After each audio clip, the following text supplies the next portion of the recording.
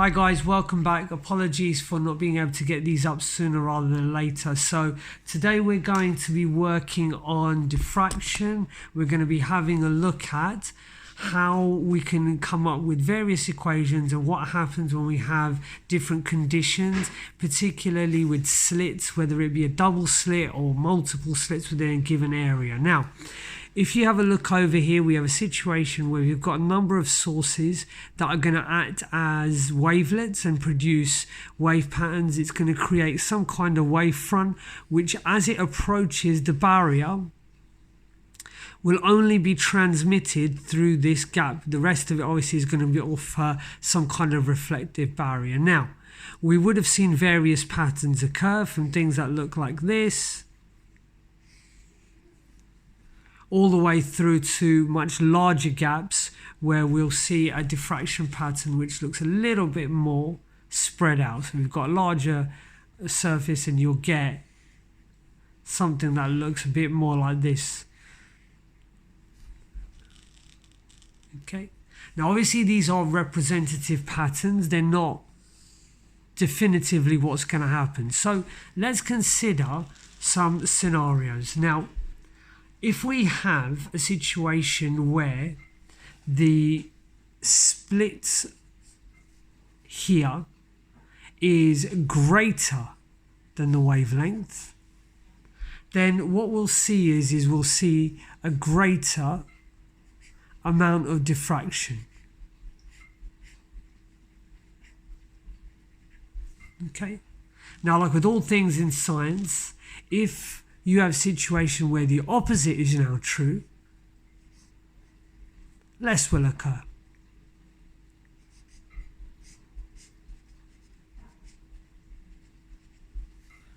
Okay. Now you can actually see this in a number of places. A really good place to set this up is actually in your bath, shower, if you can.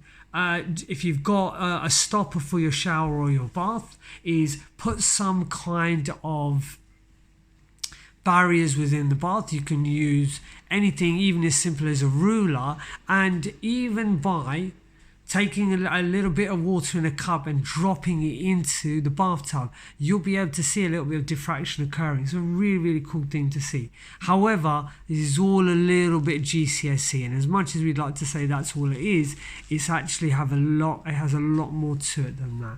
So now what we're going to consider is where we have a path difference. Okay, and when we say path difference, what we're actually talking about is a situation where the waves are not being transmitted perpendicular to the barrier. This is quite a simple scenario. If you imagine a wave going through like so, you would expect this to be the most intense.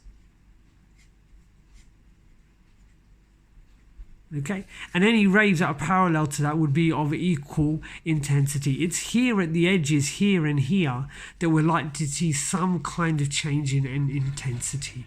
Okay, however, that isn't really what we're going to be concentrating on. So let's get to this. You may now have a situation, apologies for hearing the dishwasher in the background there.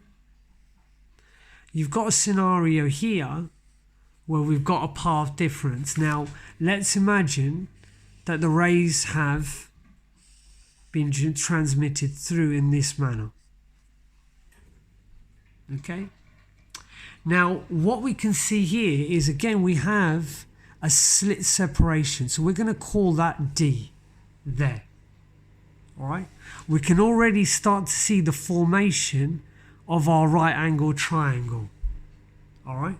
So we have an angle here, theta, which we'll recommend here, okay, that we'll put in there. Now the path difference here of x is what we're looking at here, all right?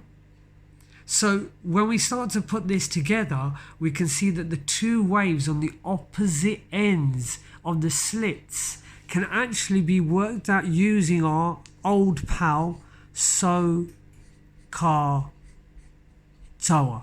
All right, and the bit that we're obviously going to be interested in is this bit here. All right, so when we put this together, that sine theta is equal to the opposite over the hypotenuse, we can start to put together what exactly and which numbers we're interested in. So looking on here, we can see the value of x is the opposite and the value of d is the hypotenuse, which will give us sine theta, like so.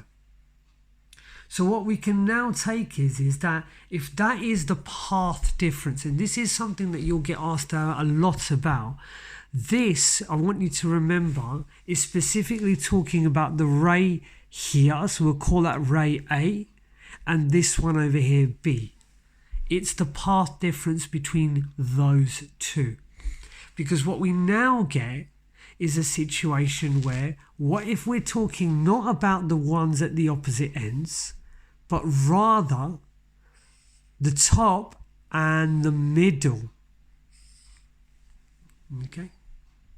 So that's now what we're talking about. Now, if it's exactly in the middle, what we can do is we know that this value here is still D. And if we're saying it's halfway between the slits, we know that we're going to be using half of this value. We're still going to use this value here. There's still a right angle triangle here. But the path difference now is x, and we'll give that a superscript 1 here, like so. All right. Now, what we can take from this is that as we start to look at this, we can start to make some connections with the wavelength. And that's what we'll be looking at in the next section. Okay, guys?